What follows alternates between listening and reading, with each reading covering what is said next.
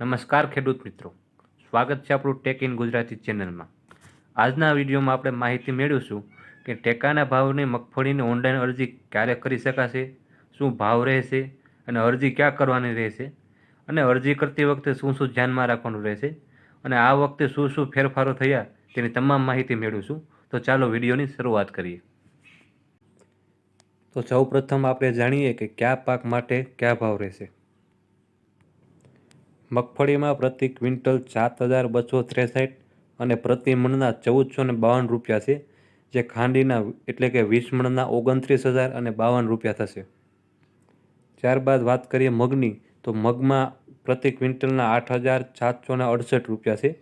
ત્યારબાદ વાત કરીએ અડદની, તો અડદમાં પ્રતિ ક્વિન્ટલ 7,800 રૂપિયા છે અને સોયાબીનમાં પ્રતિ ક્વિન્ટલ 5,328 રૂપિયા છે। ત્યારબાદ વાત કરીએ નોંધણી પ્રક્રિયાના સમયરેખાની, તો નોંધણી શરૂ થવાની તારીખ છે 1 સપ્ટેમ્બર 2025થી સવારે 10:30 વાગ્યાથી શરૂઆત થઈ ગઈ છે। ત્યારબાદ નોંધણીની છેલ્લી તારીખ છે 15 સપ્ટેમ્બર 2025। ત્યારબાદ ખરીદી શરૂ થવાની સંભવિત તારીખ ઓક્ટોબર 2025 છે અને ખરીદીનો સમયગાળો આશરે 3 મહિના જેટલો રહેશે। ત્યારબાદ વાત કરીએ નોંધણી ક્યાં કરાવવી, તો આપના વિસ્તારના વીસી એટલે કે ગ્રામ પંચાયતના ગ્રામ કમ્પ્યુટર ઓપરેટર મિત્રો મારફત નાફેડના ઈ-સમૃદ્ધિ પોર્ટલ પર નોંધણી કરાવવાની રહેશે। ત્યારબાદ નોંધણી કરાવતી વખતે ધ્યાનમાં રાખવા જેવી બાબતો જોશું।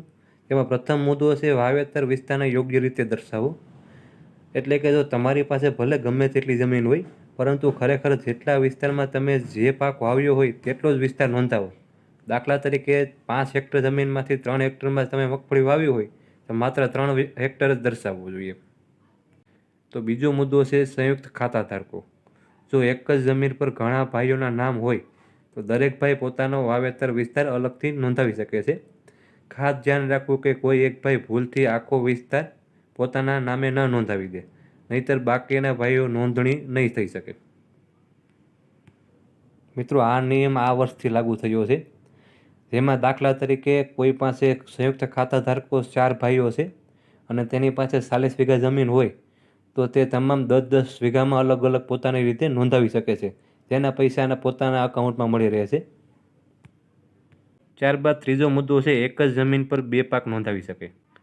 જો તમે એક જ જમીનમાં અલગ અલગ ભાગમાં 2 જુદા જુદા પાક, જેમ કે 1 હેક્ટરમાં મગફળી અને 1 હેક્ટરમાં સોયાબીન વાવ્યા હોય તો તમે બંને પાક માટે અલગ અલગ નોંધણી કરાવી શકો છો। દરેક પાક માટે યોગ્ય વાવેતર વિસ્તાર દર્શાવવો જરૂરી છે। આ નિયમ સરકારશ્રી દ્વારા બહુ સારો લેવામાં આવ્યો છે। ત્યારબાદ ચોથો મુદ્દો છે નોમિની એટલે કે વારસદાર ઉમેરવા।